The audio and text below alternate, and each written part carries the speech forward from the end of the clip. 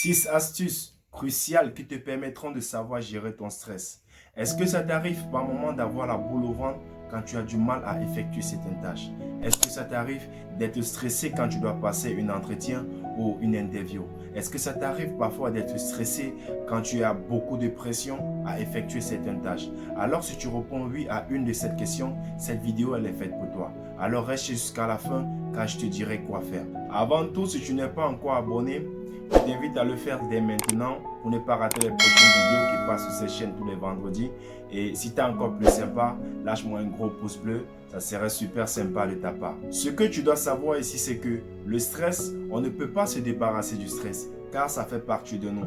Par contre, on peut savoir le gérer pour améliorer notre santé mentale. Comme le dit Jean-Michel Guret, le stress est une alarme de la nature. Il nous invite à faire un point sur notre vie. On a tous vu le côté négatif du stress sans chercher à savoir son côté positif. Quand tu stresses, ça ne veut pas forcément dire quelque chose de négatif. Parfois, le stress veut que tu te remettes en question sur ce que tu es réellement en train de faire. Mais parfois, par manque de compétences, de savoir gérer notre stress, on finit par passer à côté de nos objectifs. Et bien, dans cette vidéo, je vais partager avec toi 6 astuces cruciales qui te permettront de savoir gérer ton stress. La première astuce que je veux que tu mettes en place pour savoir gérer ton stress, c'est identifier la cause du stress. Pourquoi je commence par là? Le plus souvent, quand on est stressé, on cherche à lutter contre ce stress sans chercher à savoir qu'est-ce qui a provoqué ce stress. Je prends un exemple très simple. Quand tu vas chez un médecin avec une blessure, la première question qu'il va te poser, c'est qu'est-ce qui a causé la blessure?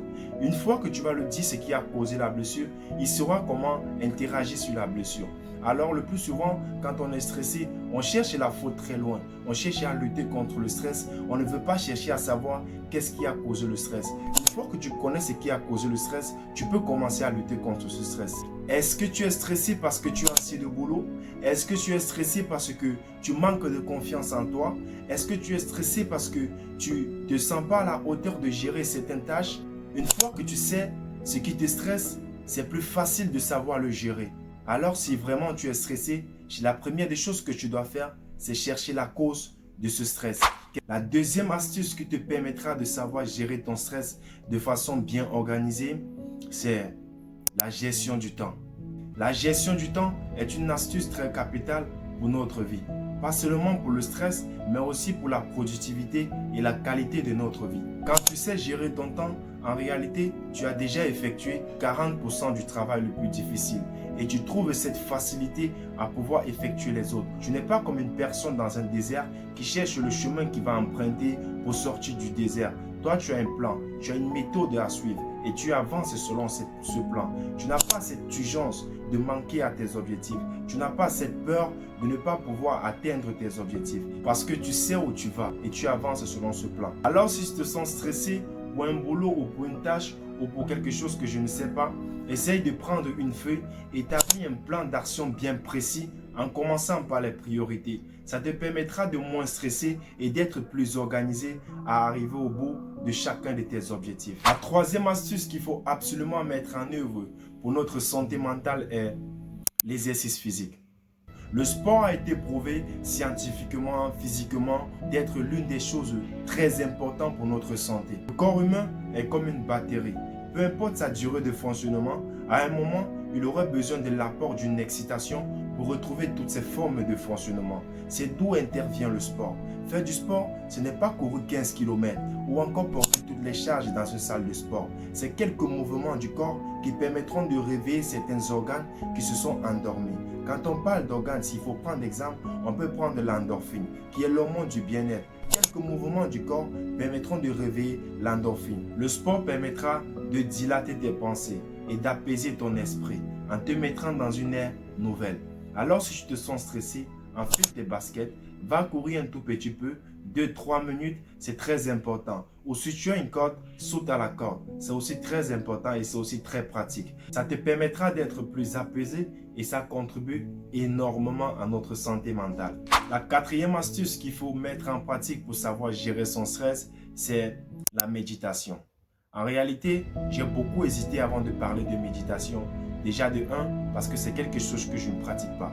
Et de deux, c'est quelque chose que j'ai essayé 2-3 fois, je ne me suis pas retrouvé à l'intérieur. Je ne suis pas en train de dire que la méditation, c'est quelque chose de mauvais. Non, au contraire, c'est quelque chose de très puissant. Mais pour moi, s'il fallait remplacer la méditation par quelque chose, je dirais écouter la musique douce. Ah oui, c'est quelque chose que je pratique le plus régulièrement.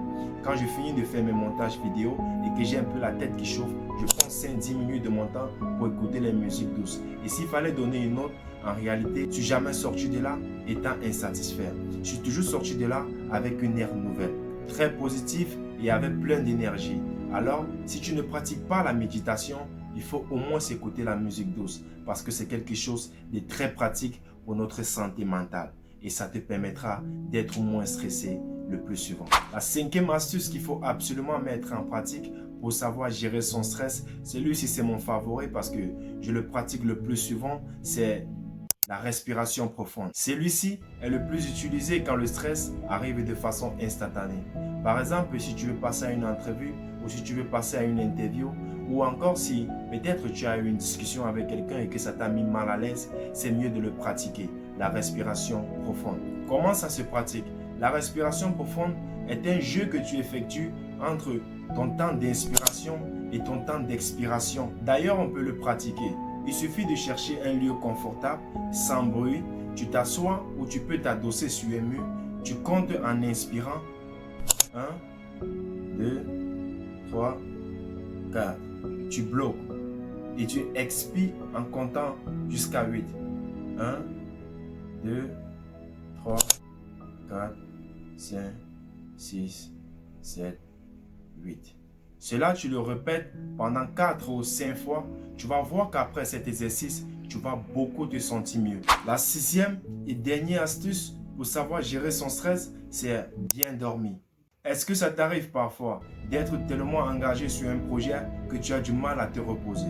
Est-ce que ça t'arrive de sacrifier tes nuits de sommeil juste pour gagner ta liberté financière? Si tu penses que c'est en travaillant assez que tu deviendras riche, je te dirais le contraire. Ne te trompe pas. Et d'ailleurs, il y a une phrase de Youssoufa qui dit que c'est pas en travaillant dur qu'on devient riche en vrai. Sinon, toutes les darons africaines seraient des millionnaires. Si tu penses que c'est en travaillant 7 jours sur 7, 24 heures sur 24 que tu gagneras ta liberté financière, alors je te dirais le contraire parce que tu te trompes énormément. Je ne suis pas en train de dire ici qu'il ne faut pas faire des sacrifices. En réalité, il faut faire des sacrifices. Mais quand les sacrifices deviennent une habitude, elles deviennent aussi un problème. Déjà pour notre santé mentale et physique, mais aussi pour la qualité de productivité. Tu ne peux pas produire des choses de qualité quand tu manques de force, quand tu manques d'énergie.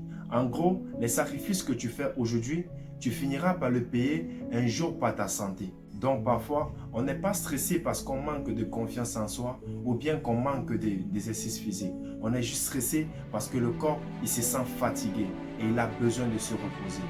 Alors on se retrouve à la fin de cette vidéo. J'espère que tu as aimé. Abonne-toi si ce n'est pas encore fait. Lâche-moi un gros pouce bleu. Ça sera encore beaucoup plus sympa de ta part.